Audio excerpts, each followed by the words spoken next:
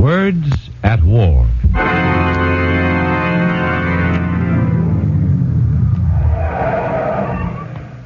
Good evening, sucker. Oh, no, don't look at him. It's you, I mean. Think you're a wise guy, don't you? Catch you buying the Brooklyn Bridge or taking money out of your sock to pour it down a fake oil well. Yeah, my heyday is over. Bootleg gin, speakeasies, protective associations. All my racket's gone with prohibition. Maybe, sucker. Maybe. Yeah, I'm still around and doing fine. Take this war now. It's got angles if you know how to work them. You call it a war for democracy. Well, that's okay with me. Call it what you like. Sucker. I ain't complaining. I'm getting mine out of it. Well, so long, sucker. I'll be seeing you.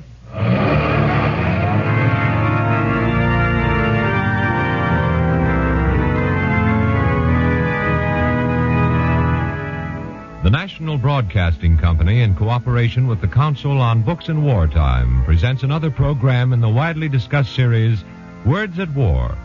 Tonight, our story, dealing with the enemies on the home front, is based on the book by Harry Lieber and Joseph Young, Wartime Racketeers. Ted Osborne is the narrator.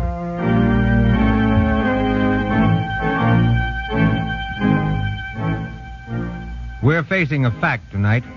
The ugly fact that Americans are paying billions a year in tribute to the wartime racketeers.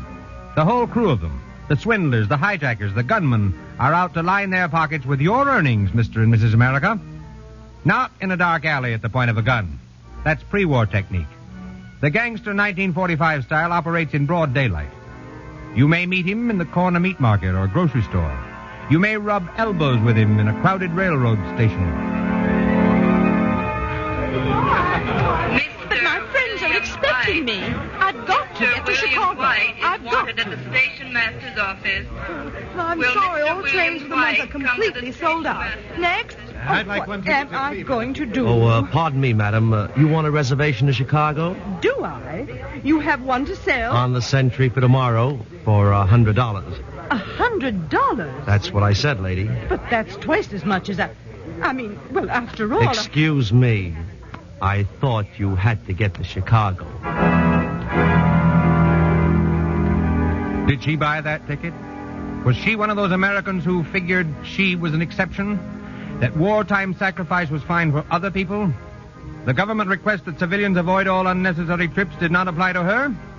She knows, as you and I know, that all trains are needed to bring the wounded home, and that to speed VJ Day, troops must be carried to the Pacific coast.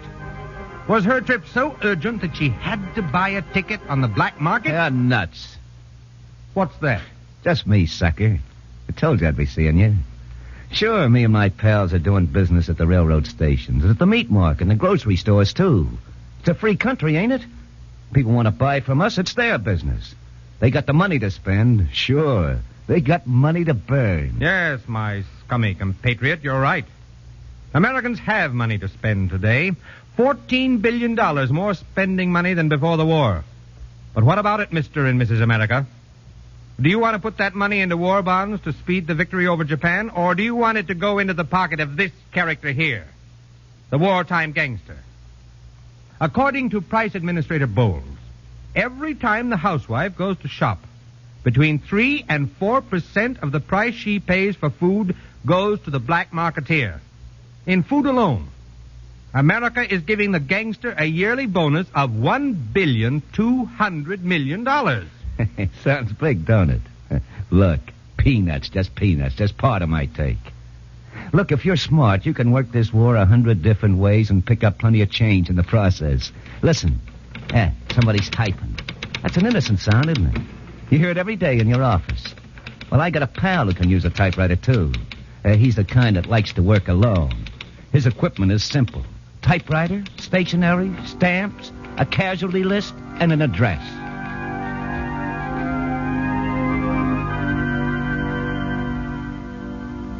George, dear, will you come here, please? What is it, dear? This letter, there's something strange about it. Let's see it. Seems to be from some sporting goods company in Chicago. Yeah, it's a dun to Jim. Payment long overdue. Golf bag, clubs, tennis racket. Doesn't sound like Jim to have let her build that big run so long. No, it doesn't. But you know how I used to love tennis. You remember any of this stuff around the house? No. Or maybe he bought it while he was stationed at Great Lakes. Yeah, could be.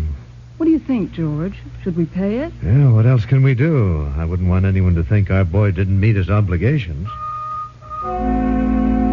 So Jim's parents sent the check for the phony bill without question. Anything to avoid the hint of a blemish on their boy's memory. Biographical sketches of war heroes published in the paper give the racketeer the key to his victim's hobbies. Rarely does he make a slip. Yes, the fraud through the mail boys are doing a flourishing business these days. Here's another one of their favorite form letters in action. Mother, Franklin's going to be in a book. It says so in this letter. For heaven's sakes, dear. How exciting. Listen, your husband was posthumously decorated for gallantry. His brave deeds are to be perpetuated forever in a commemorative book. This handsome illuminated leather-bound volume is modestly priced at $10. Oh, Mother. Modestly priced at $10. The book, if the family receives it at all, will be, at best, a shoddy collection of newspaper stories of soldiers. And here's still another letter racket, streamlined for war. And if you have a loved one among the millions of fighting men who will soon be meeting the Japs in the Pacific, you may well be a target for this kind of pious and plausible approach. Dear friend, see that your loved one goes into battle protected by the divine guidance of a bulletproof Bible. Repeated tests have shown our steel covers will deflect a .45 caliber service revolver bullet shot from any angle. True or false? Well, the Federal Trade Commission looked carefully into that claim and promptly took action against the firm which made it. For this is what the experts found. Steel-jacketed Bibles afford a serviceman no protection whatsoever against bullets and shrapnel. On the contrary, the jagged holes left in the Bible by projectiles passing through them increase the risk of serious and painful wounds. It's bitter, isn't it? In trying to bring spiritual solace and physical protection to your combat soldier, you may be tricked into placing his precious life in even greater jeopardy. Bitter and tragic. Take it easy. After all, it takes all kinds to make a world, even a world at war. And it takes two guys to make a deal. A salesman and a customer. Now, take, for example, some of us boys got a little finger in the gasoline business. A little finger? You're in the gasoline business up to your armpits. At least 2,500,000 gallons of gasoline every day are being drained from the crucial civilian and military supply. That's the unholy alliance of gangsters, counterfeiters, and dishonest station operators. You forget what I said about it takes two to make a deal. What about the motorists? They're in this, too. Yes, unfortunately, the motorists are in this, too.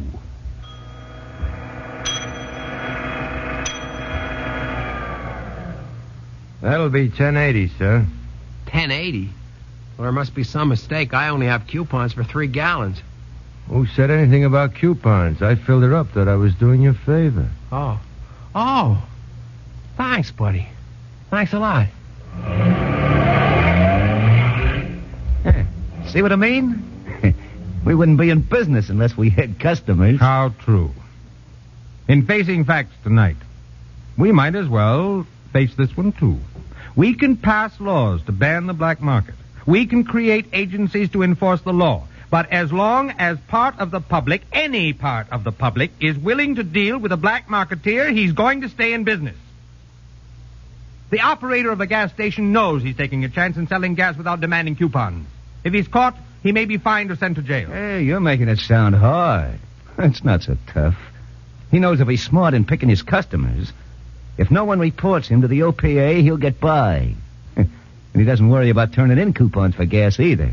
Yeah, he's got plenty. Where's he get them? Wait. Oh, yes. Thanks for reminding us. Do you hear that? Printing presses at work. Working against you. Working against all America. Working overtime to flood the nation with phony ration stamps for shoes, sugar, meat, gas. The masterminds of gangsterdom need these goods for the black market. There's a fortune in it for them. The evil of inflation and higher living costs for you. What about the 22 million counterfeit red points unearthed recently from beneath the floor of a Brooklyn flat? 22 million! Were the men who printed those stamps engaged in hopeful speculation, or did they know their market? Had they sized up correctly the cynicism with which some Americans regard the rules of war at home? Of course, it's no concern of the racketeer if your children get sick on black market poultry, or your family falls victim to trichinosis from the infested tissue of illicit pork. Oh, they're well organized, these gangs. They know their business well. Sure they do. They're smart cookies. They're no saps. Yes, but they sometimes slip. Oh, yeah? Yes. Sometimes they contact the wrong man. Oh, well. Rather not hear it? Let's do. Listen to a case on record. It's true. It happened in a little New England town.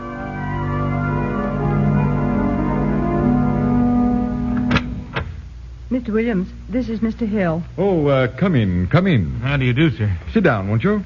Thank you. I don't know. Maybe I should have gone to the OPA instead of coming here to Secret Service, Mr. Williams. I'll see the OPA. What's it all about, Mr. Hill? Well, it ain't much, except I just didn't like the smell of it. Cyrus Bingham, he's another printer in town, came to see me today. So? Well, seems he had a big job and can't handle it all in his shop. The long and short of it is, he offered me easy money if I'd print counterfeit ration stamps. Oh? And you turned him down? No, and I didn't take him up. I stole him off. Well, wasn't he suspicious? No, he expected it. He's always telling me I'm too cautious for my own good. I reckon he didn't expect me to come here either. Thinks I'm too cautious for that, too. Well, Mr. Hill, you may have something there. If we can work this so it leads us to a counterfeit ring... Oh, I don't think Cyrus Bingham is the head of a counterfeit ring. He hasn't brains enough for that. Well, I'm just wondering if you might lead us to some of the top men. Their label artists, for instance. The engravers in this racket are the slipperiest babies to catch. Is that a fact? Yes. I got a friend in New York who's an engraver. Name of Carlson. Specializing in counterfeiting? No, I didn't mean that. Carlson's an honest man. I just thought he might help you out. I doubt it. But wait a minute. Does Cyrus Bingham know this engraver friend of yours? Well, Cyrus knows Carlson's work, but they never met. Carlson won't ever leave New York to pay me a visit. Says the quiet of a small town makes him nervous. But the kingpin of a counterfeit ring might come to a small town to meet a good engraver. Do I look anything like your friend Carlson, Mr. Hill? No. For one thing, your shoulders are too broad. Carlson may have to have broad shoulders for a few hours. That is, if you're willing to cooperate with the OPA and Secret Service on a plan.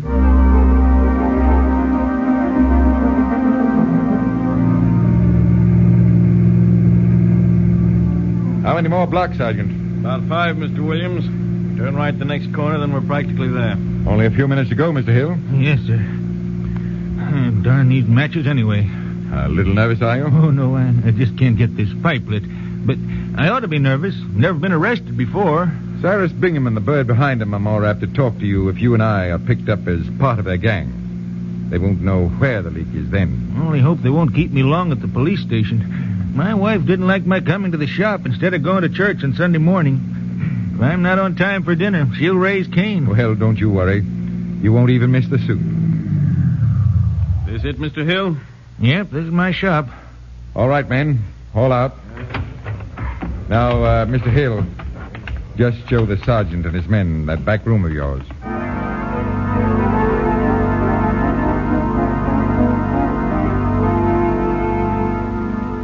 Can you still hear me in the other room when I speak in this voice? Yes, sir. Let's check the cue. What is it again? I'll be taking the noon train back to New York. Right. It's 11 o'clock. They ought to be here. You're sure Bingham didn't suspect a trap when you told him you wanted to meet the big boy himself? Oh, I'm positive he didn't. He thought it was my cautious nature. And just like me to want to meet the man who was going to pay for the job. Quiet. Here they come. Well, hello, Cyrus. Morning, Bert. Mr. Antoine, Mr. Hill's the printer I was telling you about. Glad to know you, Mr. Antoine. Meet my friend, Mr. Carlson. Oh, yes, the engraver. That's right. Are you a good engraver, Mr. Carlson? I've had 20 years to prove it. Tell me, could you copy exactly the Great Seal of the United States? I can try. Mr. Hill has some samples of my work. Yes, right here on the table. Yes, not bad.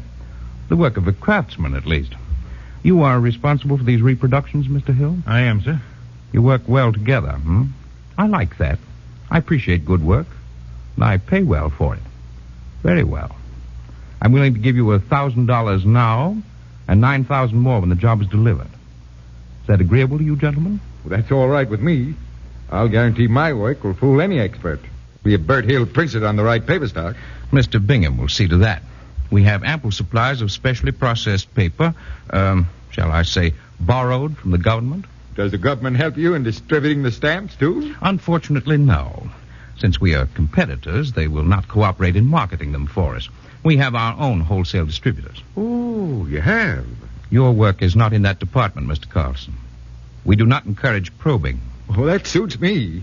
The less I know about this business, the better. All I want's my cut of that $10,000. I'm glad to leave all the details to Hill. In fact, if there's nothing else, I'll be taking the noon train back to New York. All right, boys. Hey. Get them up. But Hey, see here, what is all this? four of you. That goes for you, too. But, my dear fellow, I'm a stranger here. I don't know what this is all about, I'm sure. You heard what I said. Get your hands up. Well, what for? That's more like it. Now, suppose all of you file out quietly to the car in the alley. Well, I know. Be too bad to spoil the Sunday peace. Mr. Hill missed church that Sunday, but by leading the OPA to two men involved in the counterfeit racket, this printer in a little New England town performed a valuable service to his country. With his help, a counterfeit ring was smashed before it could produce and circulate its handiwork. So what? That's one case, sure, but just one. It's a drop in the bucket. Unfortunately true.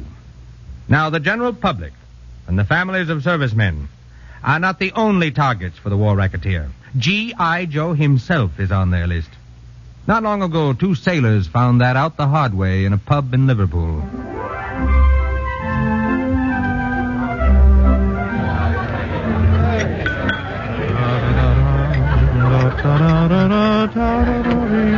Say, cut out that humming, will you? Well, why? I like the tune. Well, there's nothing wrong with the tune, only my wife sings it. Your gal knows that song? I'll say she does. Last thing she sang to me. No kidding. Yeah. That's my gal's theme song, too. Yeah. Gee, I'd sure give a lot to see her again. We was married 6 months ago, just before I shipped out from Norfolk. Norfolk? Well, that's where I met my gal. Yeah? I never believed in love at first sight till it happened to me. We got hitched there about 8 months ago. If I could just hear her voice just once over the phone. Yeah, it sure would be nice. Oh, boy. Hey, you want to see a picture of my wife? Okay. Of course you don't do it justice. But, hey, take a look. Isn't she a honey? Sure, sailor. Hey, well, let me get a better look at that. Why, you two-timing louse, I'll knock you block. You're going crazy? Hey, give me back that picture. I will not. That's my wife. What? Are you nuts? All right, come on, give me that. Break it up. Break it up. You heard me. Break it up. Now, listen. Now, cut it. Sure, Patrol. Stay out of this. This is personal. Yeah, I'll say it is. That gob stole my wife's picture. Your wife? Wait a minute. Wait a minute. I suppose this is a picture of your wife, too. Well, and in a bathing suit. Yeah. Hey, where'd you get it? Where'd I get it? Say, that guy ought to be locked up. With my own camera, I take a picture of my wife. You say that again, I'll let you have All it. right, cut. Help me. Now Give listen, me you that. two. Cut it. Let's see those snaps. Some chassis. Yeah, it's the same pickup girl, all right. Pickup? She's my wife. Your wife? She's my wife. All right, stop it. Now stop it. You gobs don't look very bright, but you ought to be able to dope this one out. You're wasting your time. That's enough out of you. The only thing wrong with you guys is you're both married to the same dame. What? It's impossible. What's impossible about it? Ain't either of you ever heard of Allotment Annie?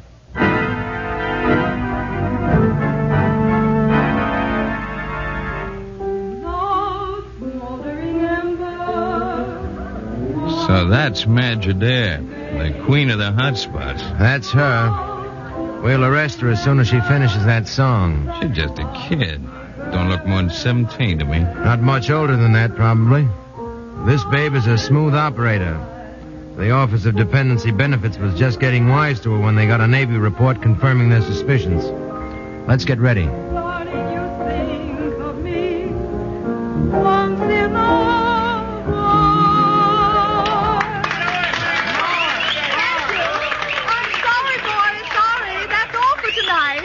sugar. Let's get out of here. Just a moment, Mr. Adair. Make way, civilian. Imagine me in a hurry. I got a date with the parson. Ray, honey, don't shout it to all the world. Why not, baby? I'm proud of it. I want the whole blooming world to know. But it was to be our secret. Secret marriages are rather in your line, aren't they, Mr. Adair? I don't know what you're talking about. Two of your husbands met by accident recently. How dare you? Ray, let's get out of here. One moment, Mr. Adair. You recognize this badge? Perhaps you do, sailor. Oh, but look here, Miss Adair is under arrest. Oh, but she can't be. She's my girl. That's right. You tell them, Ray, darling. We're getting married. Miss Adair marries easily, sailor, without benefit of divorce. We have evidence that Miss Adair is drawing 7 allotment checks a month from servicemen. Do you want to be the 8th? Magic. Is that true? Oh, don't believe them. Why would I do a thing like that? Answer me. Is it true? Ray, don't look like that. You scare me. Oh, you're the only one I really love. Honest, honey. Ray! He's gone.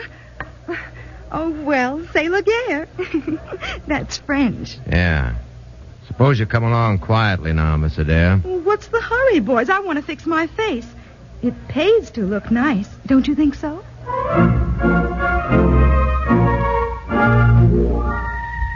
And that's Allotment Annie. Very often the product of a broken home, lack of religious training, of too zealous a pursuit of happiness. She continues to trip blithely up church aisles, but sooner or later she trips and falls into the arms of the FBI. She's just an amateur. She don't know from nothing. The guy that's really cashing in is a misery gyp artist. Oh, yes. I was coming to him. He hits a new low of contemptibility. For once, I'm almost inclined to agree with you. Well, even you.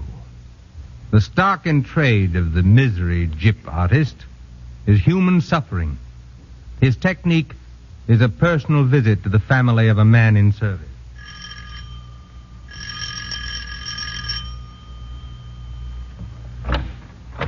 Good morning, Mrs. Tremont. Yes? Allow me to introduce myself, Lieutenant Hitchcock. Oh, come in, Lieutenant. I came to see you about your son. Oh. You are the mother of Private John Tremont, are you not? You know my son? I have news of him. Oh, do sit down. No, sit there in that chair. It's more comfortable. Oh, thank you. I haven't heard from my son for 3 weeks. Is he well? Do you know if he got the box of cookies I sent him? Well, I didn't have the pleasure of knowing your son, Mrs. Tremont. The War Department sent me here today. Mrs. Tremont, your son fell in action somewhere in Germany. Oh, no. I know it's a great shock. I wish there were some way I could help. Yes, But he was so young. Never to see him again. It's been hard for me to tell you this, Mrs. Tremont. There's so little one can say in a time like this. But if it would comfort you to have your son at rest near you instead of some foreign land... Oh, if that were only possible. As a matter of fact, it is possible. The War Department is helping families bring our fallen heroes home for a nominal sum. I don't quite understand. The $100 covers the cost of preparing the body for burial and bringing it home. In every case, our government is willing to contribute half that amount if the next of kin pays for the other $50. $50? Yes, it's not in any way obligatory, Mrs. Tremont. Your decision is entirely up to you. Oh, yes, of course. I suppose you want the money right away. Oh, not necessarily. If it's difficult for you, if you don't happen to have it in the house. Oh, but I do. I have it. Thank heavens I do have it. It's right here in this candy jar. I've emptied my purse into it at the end of every week. I was saving it for him to help him get started on a career. It's grown a lot. Nearly $60. $50 is all the War Department asked, Mrs. Tremont. Yes, so you said. Oh, what's this? Just a temporary receipt for the money, Mrs. Tremont. But really, Lieutenant, that's not necessary. Well, perhaps not, but I prefer you have it. You'll receive an official receipt from Washington in a few weeks. Will it be very long before they send him home? I hope not, Mrs. Tremont, for your sake. I promise you I'll do everything in my power to bring your boy back to you as soon as possible.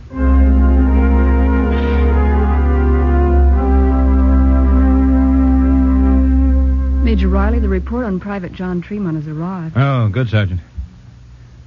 That's as I thought. Sergeant, take a wire to his mother. Yes, sir. Mrs. Harold Tremont, Monroe, Michigan. I'm pleased to inform you that your son is alive and well. Urge you to report to police full details of visit and money transaction with so-called lieutenant. He is undoubtedly an imposter.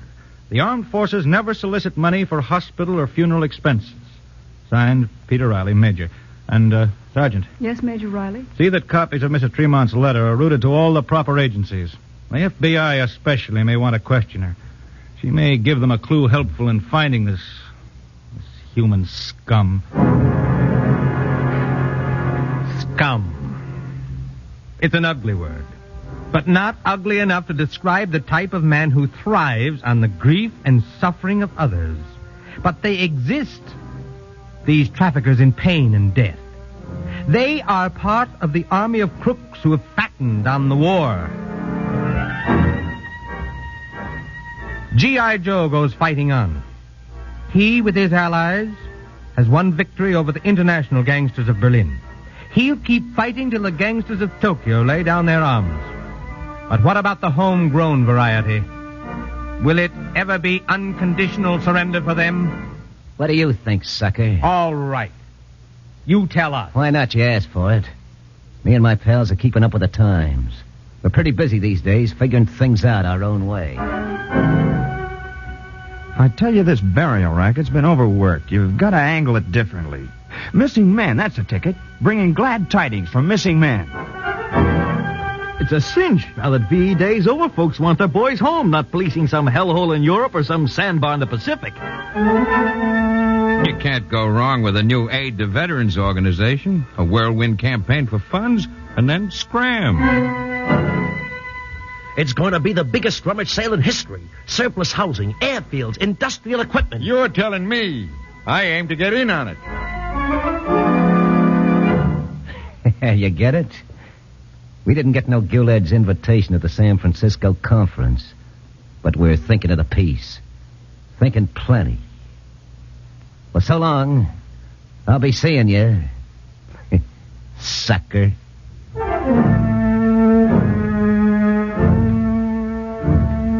How about it, Mr. and Mrs. America? Will he be seeing you? We're tracking down the war criminals in Europe. But what about those on the home front? They're making their post-war plans now. It's not enough to be indignant. It's not enough to say there ought to be a law. We have laws now to drive them out of business. But in the last analysis, it's squarely up to you and me, the ordinary citizen. Without us, the racketeers and gyp artists simply couldn't operate. Working together, we won the war against Hitler and his gang. We're going to win the war against Japan. And by working together, we can win the home front war. We can free our country of racketeers. We can win the battle for America.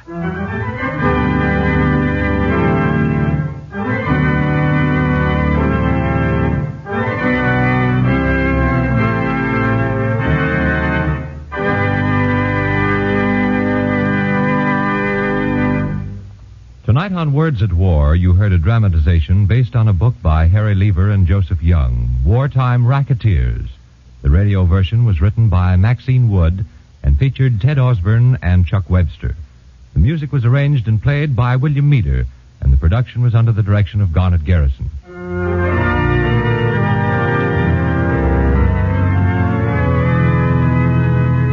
Next week, we present a story suggested by the book Soldier to Civilian.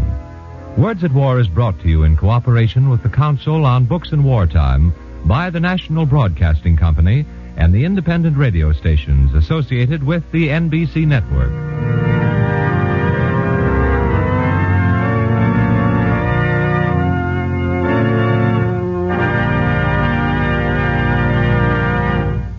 This is the National Broadcasting Company.